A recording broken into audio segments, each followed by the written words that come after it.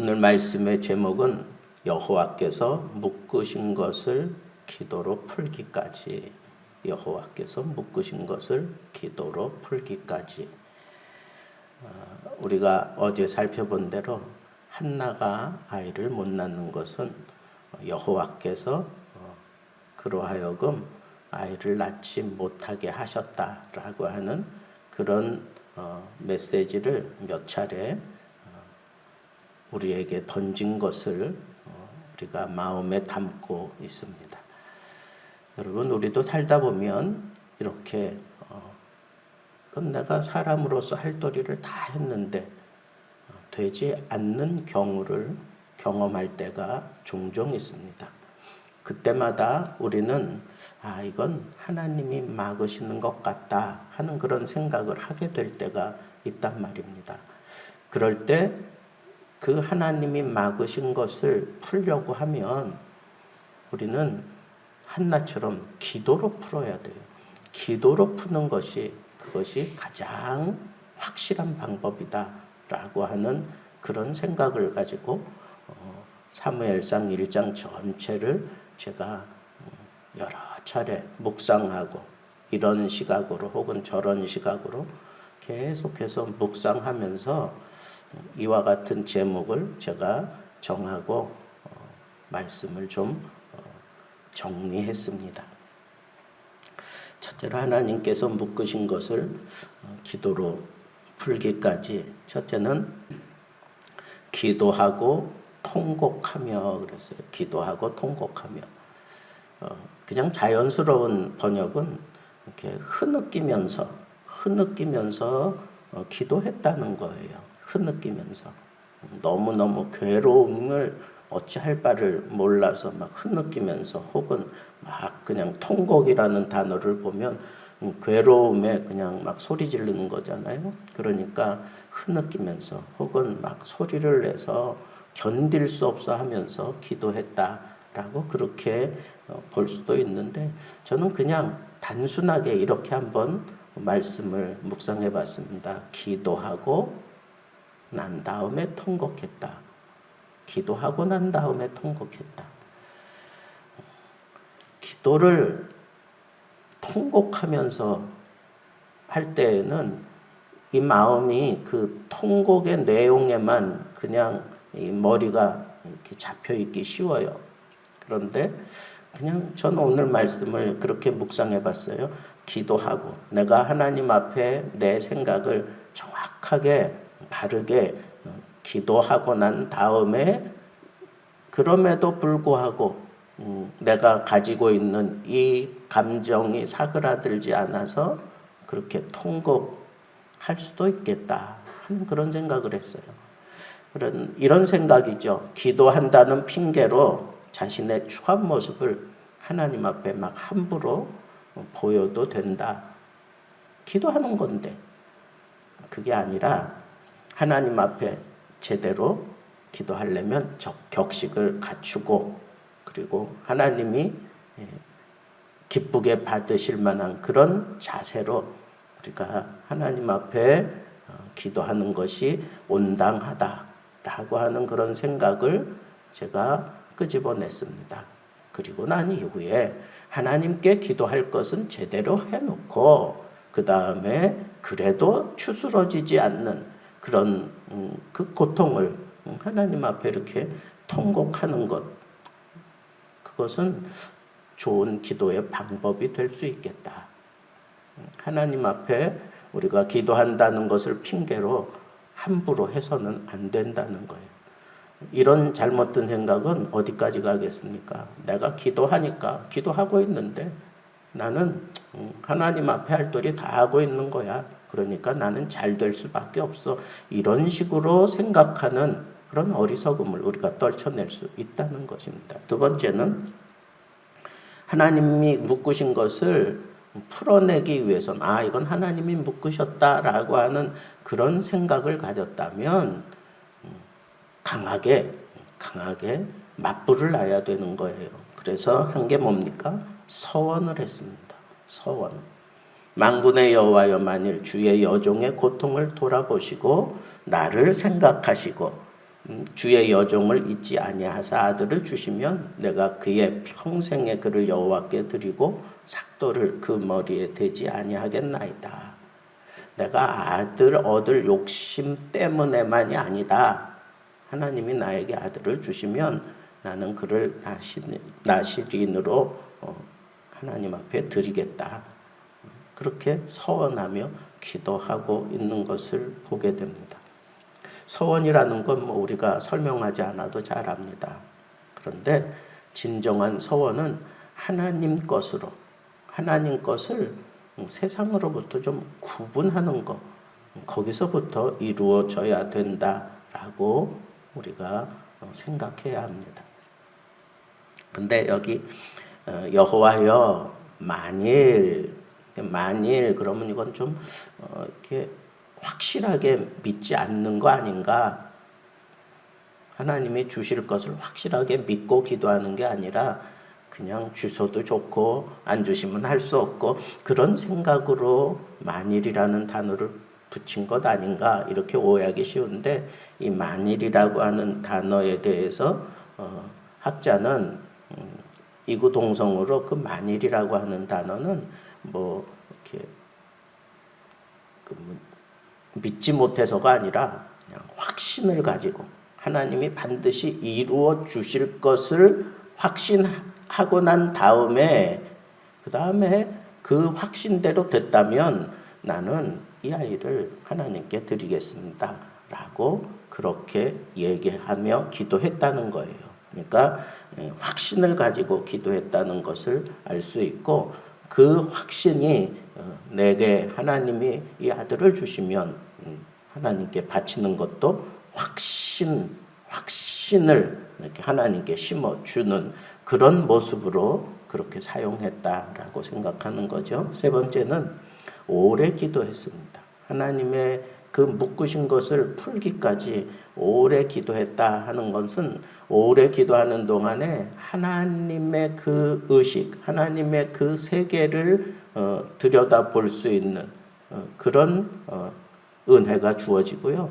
또 반면에 나에 대한 실체를 보게 되는 그렇지 않습니까? 우리가 기도를 오래 하다 보면 하나님의 세계가 열리고 또 그와 반면에 나의 이 추한 모습, 나의 이 부족한 모습, 나의 이 불신적인 이런 모습들이 다 드러나는 거예요. 다 드러나면서 나의 모든 관심이 바로 하나님의 응답에 있습니다. 라고 하는 것을 보여주고 그리고 그것이 인정받는 그런 기도는 오래 기도하는 것. 시간적으로 오래일 수 있고 또 응답 받을 때까지 계속해서 기도한다고 하는 의미도 있겠습니다. 네 번째는 여호와 앞에 나의 심정을 통한 것뿐이다 라고 그렇게 엘리 제사장에게 대답하는 것을 보면 하나님 앞에 이 심정이 통해질 때까지 내가 지금 하나님 앞에 계속 기도하고 있다는 거예요. 오래 기도하는 동안에 처음에는 막 통곡도 하고 그랬지만 여기 보니까 입술은 동하는데 소리가 들리지 않으니까 엘리 제사장이 그 당시 그런 사람들이 좀 있었던 것 같아요. 포도주나 독주를 마시고 하나님 앞에 막 자기 신세 한탄을 하고 막 그렇게 추한 모습을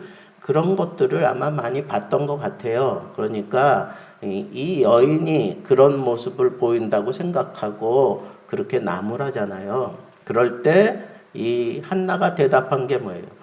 내가 포도주나 독주로 인해서 이렇게 추한 모습을 보이는 악한 여자가 아닙니다. 나는 오로지 하나님과 내 심정이 통하는 기도를 하고 있습니다. 라고 그렇게 대답한 거예요. 그러면 하나님과 심정이 통하는 기도, 어쨌거나 하나님과 지금 통하고 있다는 그런 메시지를 여기 담고 있는 것을 보면 영적인 깊은 세계에 들어가게 되었다라고 하는 것을 우리는 알 수가 있습니다. 그런데 여러분 그 심정이 통하는 기도하는 그 모습이 세상 사람들이 볼 때 아니 제사장이 볼 때에도 그게 추해 보인다는 거예요. 그런 의식이 없을까요? 한나가 내가 이렇게 막 입술만 동동거리고 막 이러는 모습이 다른 사람들 볼 때 추하게 보일 수도 있겠다라고 그런 생각을 할 수도 있지만 그런 것 아랑곳하지 아니하고 오히려 하나님과 통하는 단계에 이르게 되면 그런 모습들은 내가 전혀 신경 쓰지 않아요. 오로지 하나님에게만 집중하고 있는 것을 알 수 있다는 거예요.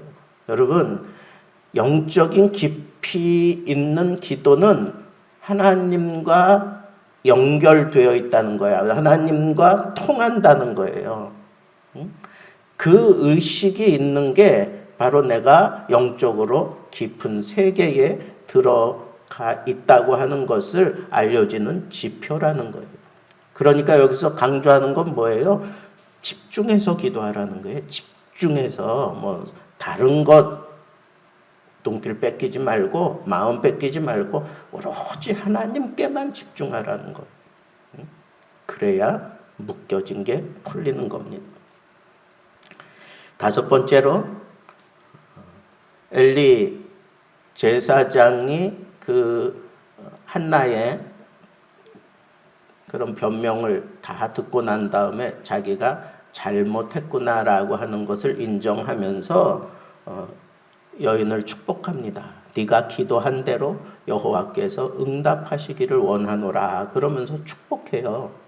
그냥 단순하게 축복한 거예요. 이건 어떤 예언적인 그런 메시지는 아니었을 겁니다. 그냥 단순하게 축복인데 그게 지금 한나에게는 아주 절실한 하나님의 응답으로 들릴 수 있는 그런 축복을 들은 거예요. 내가 기도한 대로 응답되기를 원하노라. 하나님과 이 제사장을 동일 선상에 두고 제사장의 입을 통해서 하나님이 나에게 말씀하셨다라고 그렇게 믿었다는 거예요. 우리가 아는 대로 엘리는 영적으로 상당히 지금 무지하고 쇠퇴해져 있는 모습이 분명해요. 그러니까 여호와께 심정이 통하는 기도를 엘리 제사장도 분명히 경험을 했을 거고 또 그런 것들을 자주 이렇게 하지는 못했지만 그래도 뭔가 어떤 그런 세계를 남들보다는 영적인 세계를 잘 알 텐데 이런 것들을 분별할 수 없는 상황에 그렇게 추락해버리고만 엘리 제사장이었지만 그러나 한나는 엘리 제사장의 그 축복을 하나님이 나에게 주신 응답이라고 그렇게 받아들였다는 거예요. 엘리 제사장의 어떤 정도, 수준, 그거 상관없어요. 그냥 하나님이 이 제사장을 통하여 나에게 말씀하신다라고 생각하고 그렇게 받아들였다는 거예요. 하나님과 제사장을 동일 선상에 넣고 보면 하나님이 그 사람을 통해서 나에게 응답하신다라고 하는 것을 기쁨으로 받아들일 수 있다는 거예요. 여러분, 신령한 목사님의 설교만이 여러분들에게 하나님의 음성이 들려오는 통로가 되겠습니까? 그렇지 않아요. 하나님의 메시지를 타고 가던 나귀가 하잖아요. 타고 가던 나귀가. 여러분, 우리는 하나님의 응답을 받을 때 어떤 잘못된 우리 선입견으로 아니면 잘못된 생각을 가지고 있으면 하나님이 응답하셨는데도 불구하고 그걸 모르고 지나칠 때가 얼마나 많으나 생각할 수 있어야 합니다. 하나님이 분명히 응답하셨는데도 불구하고 내 잘못된 생각 때문에, 삐뚤어진 생각 때문에, 아니면 내 고집 때문에 내가 원하는 대로 되지 않는다고 하나님이 응답하지 않았다라고 생각하는 그런 교만한 그런 모습도 갖출 수 있다는 거예요.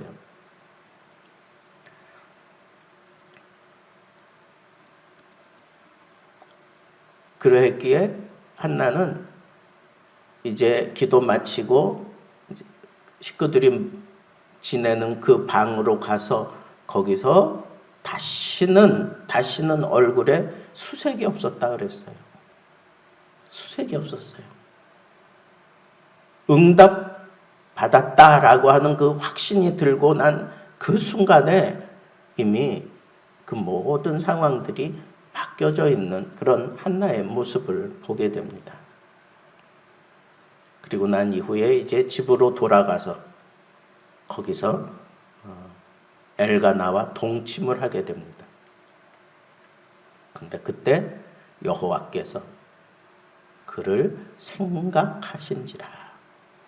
하나님께서 생각해 주시기만 하면 이 세상에 안 될 일이 어디 있습니까?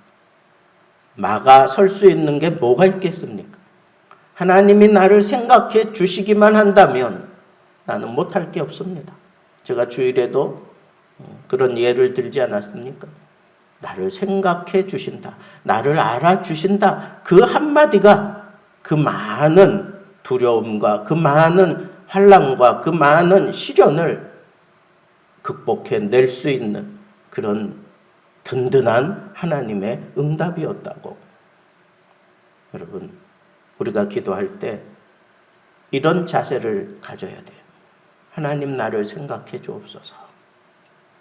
하나님 나를 생각해 주옵소서. 나보다도 나를 더 잘 아시는 하나님, 나를 생각해 주옵소서. 하나님이 나를 생각해 주시기만 한다면 내 모든 문제는, 모든 묶여있던 것들은 다 풀려나가는 겁니다. 한나는 그렇게 기도하지는 않았을 거예요. 그런데 그냥 하나님이 그의 기도의 응답, 그걸 받아들이고 기쁨으로 자기 집으로 돌아간 그 한나를 하나님께서 어여삐 여기시고 그를 생각해 주셨어요. 이 한나의 기도를 통해서 우리는 한나보다 더 유리한 위치에 있어요. 더 복된 위치에 있습니다. 이 기도할 수 있잖아요. 여호와여, 나를 생각해 주옵소서. 하나님, 나를 생각해 주옵소서.